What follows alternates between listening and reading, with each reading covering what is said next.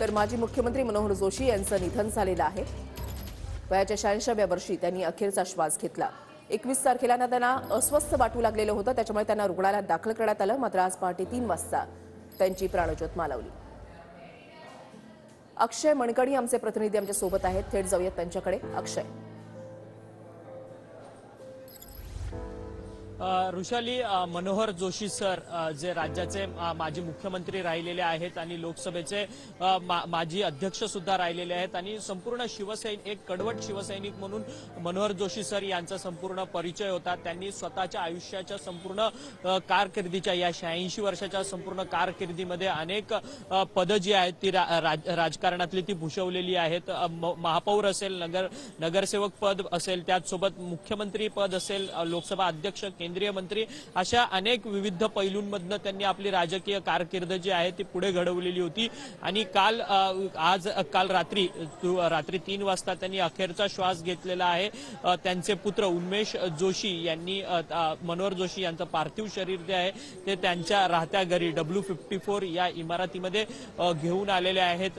दुपारी 11 ते सकाळी 11 ते दुपारी 2 वाजेपर्यंत त्यांचं पार्थिव जे आहे ते अंतिम दर्शनासाठी ठेवण्यात येणार आहे आणि त्यानंतर दुपारी 2 नंतर अंत्ययात्रा जी आहे ती त्यांच्या राहत्या घरामधून निघणार आहे आणि दादर स्मशानभूमीमध्ये शासकीय इतमात त्यांचं अंत्यसंस्कार जे आहे ते केलं जाणार आहे। खरं तर मनोहर जोशी सर यांचा राजकारणाचा सर्वात मोठा इतिहास आहे। सोबत अनेक पक्षांमध्ये त्यांचे मित्र जे आहेत ते मोठ्या प्रमाणात होते, त्यामुळे त्यांच्या मृत्यूनंतर हळहळ जे आहे ते प्रत्येक व्यक्तींकडनं व्यक्त होत आहे, कारण की मनोहर जोशी यांचं वैयक्तिक नातं जे आहे ते अनेक लोकांबरोबर संबंधित होते। युतीच्या कार्यकाळात ते मुख्यमंत्री असताना त्यांनी राज्याची संपूर्ण धुरा सांभाळलेली होती आणि त्यावेळेस प्रत्येक नेत्यांबरोबर, प्रत्येक पक्षातील कार्यकर्त्यांसोबत त्यांची एक वेगळी बांधिलकी होती। त्यामुळे प्रत्येक जण मनोहर जोशी यांच्यासोबतच्या आठवणींना उजाळा देताना सध्या पाहायला मिळत आहेत आणि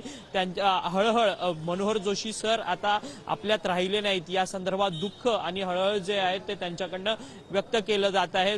थोड्याच वेळात राज्याचे माजी मुख्यमंत्री उद्धव ठाकरे हे देखील अंत्यदर्शनाला त्यांच्या मनोहर जोशींच्या राहत्या घरी येणार आहेत आणि त्यांचं पार्थिवाचं अंत्यदर्शन देखील घेणार आहेत। मोठ्या संख्येने शिवसैनिक देखील या भागामध्ये जमू शकतात, त्यामुळे पोलिसांचा बंदोबस्त देखील मोठ्या प्रमाणात या भागामध्ये ठेवण्यात आलेलं असल्याचं सध्या तरी आपल्याला पाहायला मिळतं। ऋषाली, नक्कीच अक्षय, धन्यवाद तुम्ही दिलेल्या सविस्तर माहितीसाठी। तर